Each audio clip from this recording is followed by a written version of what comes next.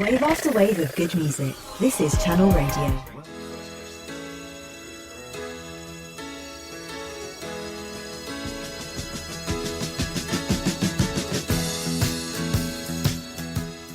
Good afternoon. Welcome to the Business Bunker Show. You're listening to me, Paul Andrews, and the stonkingly gorgeous Jules Serkin. Hello, Paul Andrews. Hello. Hi, I'm Paul Andrews. I'm the presenter and producer of the Business Bunker Show here on Channel Radio, and I'm also the owner of Channel Radio for my sins. He writes the theme tune, he sings the theme tune. I'm Jules Serkin, and I am co-presenter with the lovely Paul Andrews of the Business Bunker. The original starting point of the show was I wanted to do something that promoted small businesses, because I felt that most media coverage of business concentrated on big corporates and was quite negative. It was all, how they avoided their taxes or were horrible to their staff or whatever. Well, whereas this is a real statistic. I do make up statistics, but this is a real one. 99.7% of all businesses are small businesses in the UK. And I thought they got no exposure. So the Business Bunker Show was about talking about small and medium-sized businesses originally in the county of Kent. It's kind of expanded from there to cover South East England. But we're just talking positively about men and women that run their own businesses in a small way in the county, and how we have that kind of business community where people work with each other.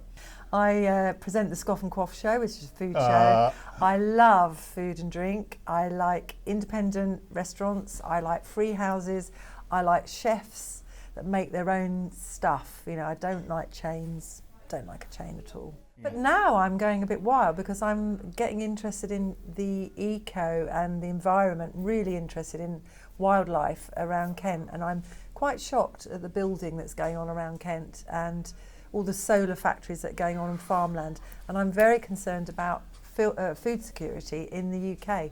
So this is my new thing. Political broadcast. Yeah. You've started getting all political in your old age, haven't you? Well, just because Canterbury City Council came and interfered with your bush. Yeah, you've heard about my bush. They cut. My bush was a home for starlings and weasels and nightingales and weasels. Yes, and they've cut it down.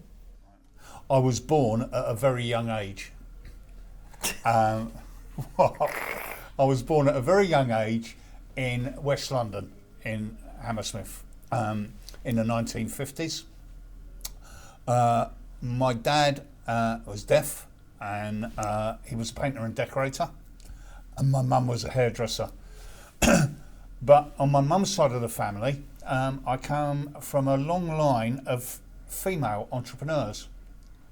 My mum had her own hairdressing salon. My gran had a newsagents and sweet shops, and my great gran owned a chain of hardware stores in West London in the early part of the 20th century, which was really unusual for a woman to do that. And my great granny was one of the big business movers of West London back in the day. I left school when I was 14. I didn't really get on with school at all, didn't like it, couldn't understand what the point of it was, and I worked in a factory. I've never really considered myself to be a creative type person. Most of my career was spent working in IT, which isn't really creative at all, really. It's kind of engineering, boring-y stuff. But I've always had a kind of entrepreneurial spirit, and I guess that's where the creativity bit came in. And then, 15 years ago, we started doing radio, and it's just grown from there, really, and been a lot of fun, which is where we are now, in a radio studio, having a lot of fun. Sunday, I went sailing with the youngest. Okay. On his catamaran. Catamaran? Yeah. Oh, that's a lemon meringue. I wish. On his catamaran. Catamaran. Oh, yeah. A lemon meringue. You see, I've worked in food for too long. So anyway, long story short. Thank goodness. I did a little lovely roast leg of lamb. They've been pretty good, but my excess has gone up by 600 Right. because I've used them. Shall I finish my story now? Well, yeah, go on if you want. And she says, the time to do what you love is now. Right. Jules leaves the studio and goes Come on back. goes on a safari. Yeah. My childhood was not as spectacular as Paul's, in that my family weren't. You were old when you were born. I was born in St John's Hospital in Chelmsford in Essex as a 10, well, I think it was £9 baby. And yeah, my mum wasn't an entrepreneur, or none of my great grannies or anything. My nanny Trig, Nanny Treacle I used to call her, lived in Bishop Stortford in a little cottage where you could walk all the way around. But then She was posh, yeah, Bishop Stortford. Yeah, but it was her auntie's house. From my memory, when I was about probably 11, I would... No, I couldn't have been driving at 11, but I remember having... You're fibbing I now. remember my mum teaching me to drive her Morris Minor 1000, which I called a jelly mould. When you were 11.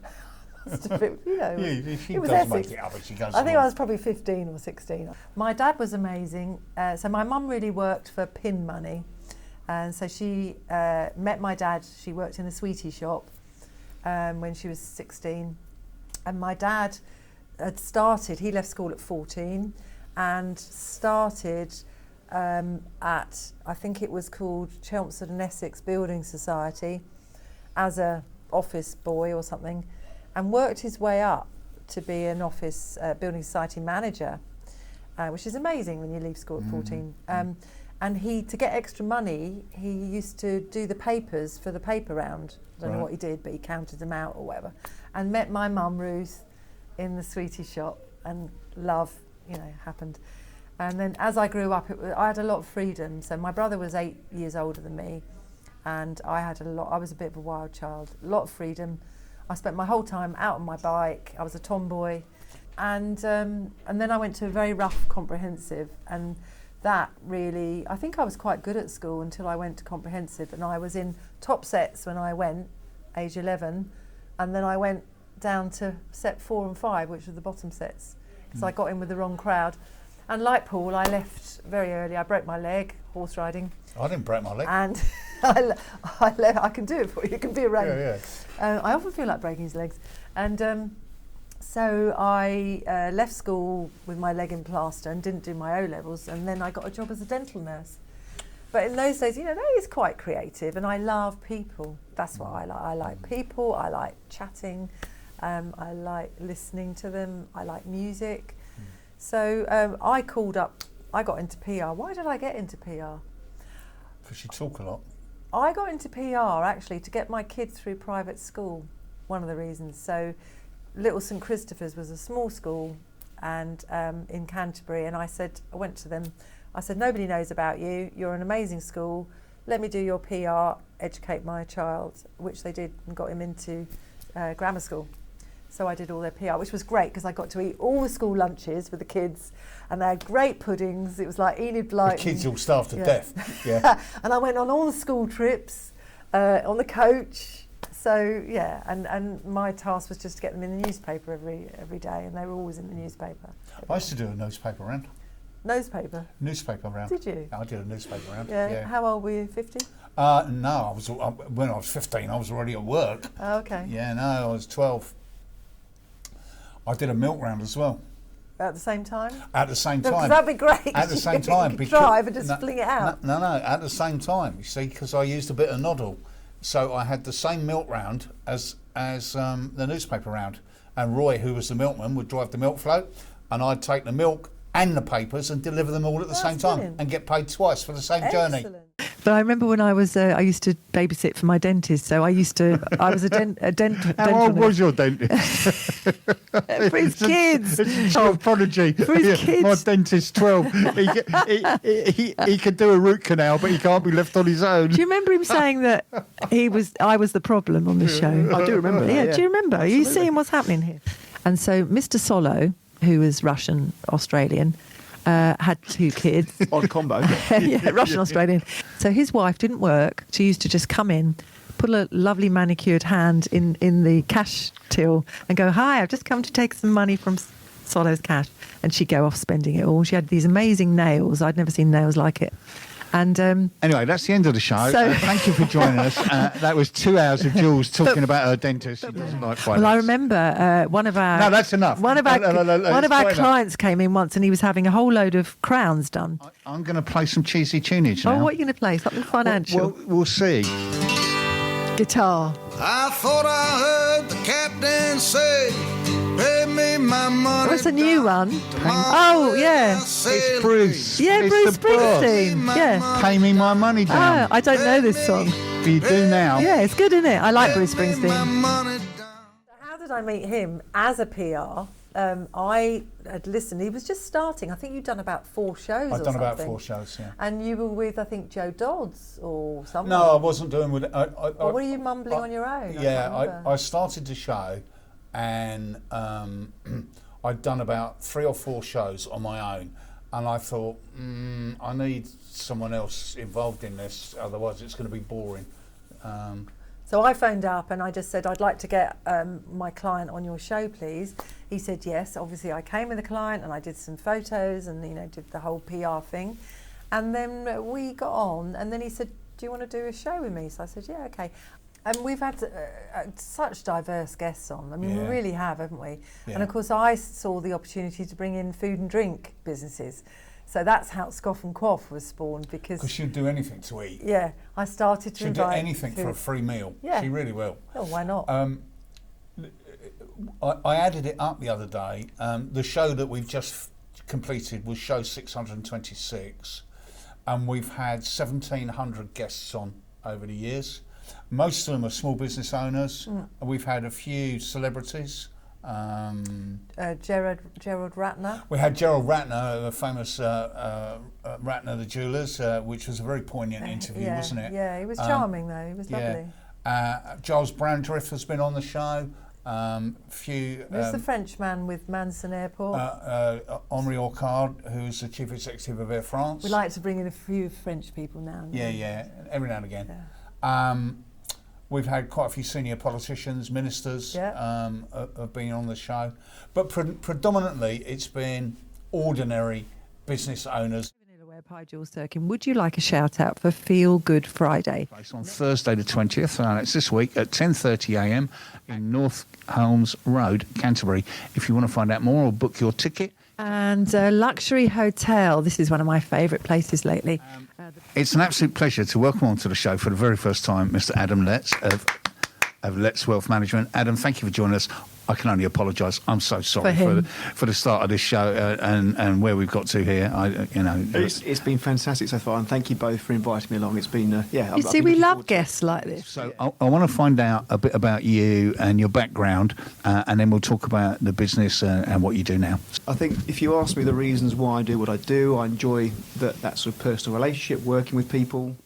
Obviously, not everyone can afford to pay £60,000 into a pension on an annual basis. It's about trying to establish what is affordable to an individual. We use all the social media platforms, but Twitter is the main one for us because it's live and interactive. We get approximately between 1 and 1.3 million engagements a week around social media. Collectively, we've got 65,000 followers on social media. I couldn't tell you what the listenership of the radio show is. I haven't got the remotest clue because there's so many different ways to listen to it anyway. A lot of people listen again at leisure. Yeah, on catch up. I mean, it's at least 3 or 4 people listen. and my mother. And her mum. Oh, yeah. And your mum, Betty. I still enjoy doing the show. Otherwise, we wouldn't do it. Yeah, and there's no other reason to do it other than we enjoy doing it, and it enables us to meet lots of people from the business community and greater community. It's a lot of fun doing it, and I think for me, one of the things that I really like about it is guests come on the show, and 99% of them are really nervous when they turn up, and they're not really sure about doing a media interview. And then when they go away at the end, they go, "Oh, that was brilliant! I really enjoyed that. Can I come back and do it?" Can I have my own show? Yeah, can I have my own show? Can I do it? Yeah. So it's a way of introducing people to a creative medium that a lot of people are kind of scared of if they've never done it before, radio and TV, and they go away having enjoyed the experience. And I think when we first started, I think we intended to be reasonably serious, but we kind of binned that straight away because, you know, that would be really dull. So we tried to make it light-hearted and fun, and that's what makes but real it for real people. Yeah, because exactly. Not all businesses, small businesses, are just want to be serious. Yeah. It's got to be real life in it. We've always broadcast on the internet, so we broadcast live for 2 hours every Tuesday, and it's also broadcast as a podcast and on a catch up and a listen again. We've literally just started to broadcast on FM. That is a growing footprint for us. What I do is when we have a guest, I try and video them live, and it goes out on my live Twitter feed as well, which is really nice for them. And they can have that video, they can use it. Plus they get the podcast at the end. Yeah, absolutely. Yeah, so the guests tend to really enjoy it. They like the experience, and it gives them a lot of publicity and promotion. Things are tough at the moment. This isn't a business proposition, it's a voluntary thing. We don't make any money, and it actually costs quite a lot of money. You can imagine it's in the studio. It costs quite a lot of money to run. That's becoming harder and harder and harder as time goes past. Yeah, so we want sponsors. As far as the sponsorship is concerned, we don't charge very much money. You know, it's to cover the running costs, and we're talking £50 and £100 sponsorships. We're not talking huge amounts of money. For that, you get a massive amount of exposure, a real massive amount of exposure, because we do a lot of work on social media in between the shows as well to promote people that are supporting the show. So that's it. You know, listen, Business Bunker Radio Show. Yeah, come and have biscuits with us. Yeah. Okay. All right. Listen to the Business Bunker. Yeah. We'll be back. Yeah. Every week. Yeah. There's no getting away from us. Yeah. Right, we've reached the end of another show. We have. That's quick. Yeah. We told you. Yeah. We warned you. I know. I want to say a huge thank you to both our guests, to everybody that tweeted, emailed and sent in your details and joined in with the show. Thank you so much. To my gorgeous, stonkingly gorgeous co-host, Jules Serkin, and to the equally lovely Natalie Beneg, our filming guru for today. For bringing in a flurry of French culture. Absolutely. We'll be back with another show next week. Bye for now. Bye-bye. Bye-bye.